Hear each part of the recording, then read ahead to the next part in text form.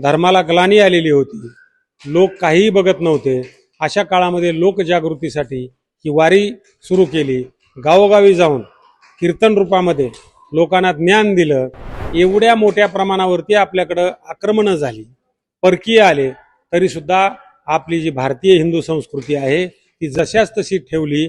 याला सगळ्याला कारणीभूत हे सर्व साधू संत आहेत. काय सांगावे त्या संताचे उपकार, निरंतर मज जागविती, काय द्यावे त्याशी व्हावे उतराई, ठेविता हा पायी जीव थोडा. सहज बोलणे हितोपदेश करुणी सायास शिकविती, तुका म्हणे वत्स धेनुलेच्या चित्ती, तैसे मजे ते सांभाळीती. पाऊले चालली पंढरी, गळा भेट घेती वारकरी, लेट्सअप संगे सजली आषाढी वारी. Jadhavar group of institute Pune प्रस्तुत अभंगवारी.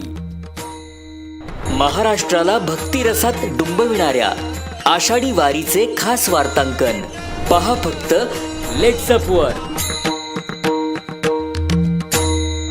रामकृष्ण हरी. आज आषाढी वारी आहे. आषाढी एकादशीच्या आपल्या सगळ्यांना खूप खूप शुभेच्छा. आज मी जे आहे ते जाधवर ग्रुपमध्ये आहे. माझ्यासोबत आहेत जाधवर ग्रुप ऑफ इन्स्टिट्यूटचे अध्यक्ष माननीय सुधाकर जाधवर सर. सर, जे काय आषाढी वारी आपली ही काही मोठी परंपरा आहे वारीची, याविषयी काय सांगा? सर्वप्रथम सर्वांना आषाढी एकादशीच्या हार्दिक शुभेच्छा. ही आपली जी वारी आहे आषाढीची एकादशीची, ही 12व्या शतकामध्ये साधू संतांनी फार मोठ्या प्रमाणावरती ही जी भगवी पताका आहे ती सगळीकडे पसरली पाहिजे. धर्माला ग्लानी आलेली होती, लोक काहीही बघत नव्हते. अशा काळामध्ये लोकजागृतीसाठी ही वारी सुरू केली. गावोगावी जाऊन कीर्तन रूपामध्ये लोकांना ज्ञान दिलं आणि फार मोठ्या प्रमाणावरती जागृती केली. आणि त्यामुळं एवढ्या मोठ्या प्रमाणावरती आपल्याकडं आक्रमणं झाली, परकीय आले, तरी सुद्धा आपली जी भारतीय हिंदू संस्कृती आहे ती जशाच तशी ठेवली. याला सगळ्याला कारणीभूत हे सर्व साधू संत आहेत.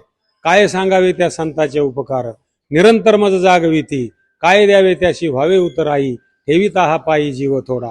सहज बोलणे हितोपदेश करुणी सायास शिकविती, तुका म्हणे वत्स धेनुलेच्या चित्ती, तैसे मजे ते सांभाळीती. हा सगळा साधू संतांचा प्रपंच त्यांनी सर्व समाज हा शहाणा करण्यासाठी वापरलेला आहे. आणि त्याच्यातली आज पंढरपूरमध्ये आज लाखो भाविक हे जमा झालेले आहेत.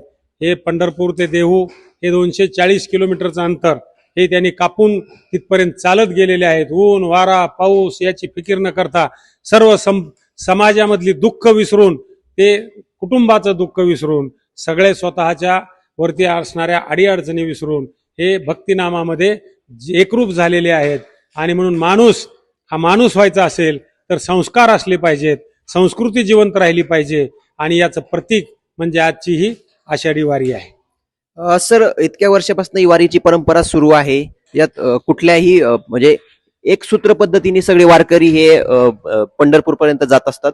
तर आजच्या तरुण पिढीने यातनं काय नेमका संदेश घेतला पाहिजे? तरुण पिढीने काय नेमकं वारीकडनं घ्यायला?